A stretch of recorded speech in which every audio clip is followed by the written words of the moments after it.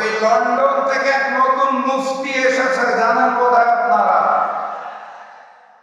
আমরা আশা করেছিলাম লন্ডন থেকে একজন জাতীয় নেতা দেশের মাটিতে আসার পর এই চাঁদাবাজি এবং রাহাজানিতে লিপ্ত গুন্ডা প্রকৃতির বিএনপি বোধহয় পরিবর্তন হবে, কথাবার্তা আচরণে বোধহয় বিএনপির একটা পরিবর্তন হবে। আমরা দুঃখের সাথে লক্ষ্য করলাম লন্ডন থেকে নেতা দেশে নামার পর বিএনপি পরিবর্তন হয় নাই, লন্ডনের নেতা নিজেই নতুন বিএনপি হয়ে গেছে। সংগ্রামী সাথী এবং বন্ধুগণ, বিএনপি নামক দলটি যদি রাষ্ট্রীয় ক্ষমতায় আসে তাহলে যিনি প্রধানমন্ত্রী হবেন, জাতীয় নেতা, তার দলের নেতারা তাকে বলে জাতীয় ইমাম, তিনি মঞ্চে দাঁড়িয়ে বলেন গুপ্ত গুপ্ত হ্যাঁ। ওনার মতো একজন জাতীয় নেতার মুখে আমরা এই ধরনের তৃতীয় শ্রেণীর রাজপথের বিএনপি কর্মীদের ভাষা আশা করি নাই।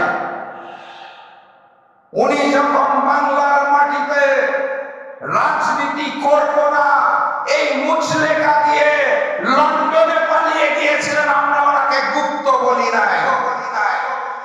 উনি যখন লন্ডনের মাটিতে বসে ভিডিও করে রাজনীতি করেছেন লুকিয়ে থেকে, ওনাকে আমরা গুপ্ত বলি নাই।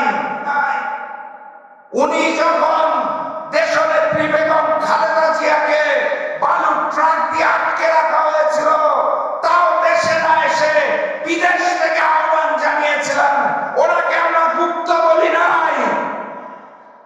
দেশনেত্রী বেগম খালেদা জিয়াকে যখন গ্রেফতার করে তিলে তিলে জেলখানায় অত্যাচার করা হয়েছিল, উনি তাও দেশে আসেন নাই, লুকিয়েছিলেন লন্ডনে, ওনাকে আমরা গুপ্ত বলি নাই।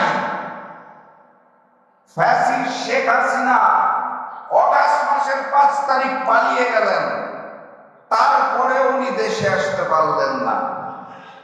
16 মাস সময় লাগলো ওনার দেশের মাটিতে পা দিতে।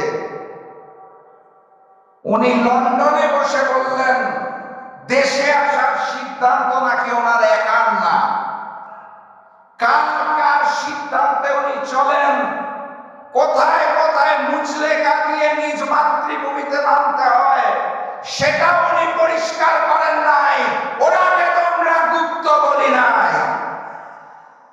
ডিসেম্বর মাসের 25 তারিখ বাংলাদেশের মাটিতে নেমেছেন শুধুমাত্র নির্বাচনে অংশগ্রহণ করার জন্য, দেশপ্রেমের জন্য নয়। ক্ষমতার মসনদকে ভালোবাসেন, যিনি দেশকে ভালোবাসেন না তিনি প্রমাণ করেছেন শেখ হাসিনা পালিয়ে যাওয়ার পর এই নিরাপদ বাংলাদেশে আসতে না 16 মাসের বেশি সময় লাগে, তাও ওনাকে আমরা গুপ্ত বলি নাই। ডিসেম্বর মাসের 25 তারিখ দেশে নেমে উনি বলেছেন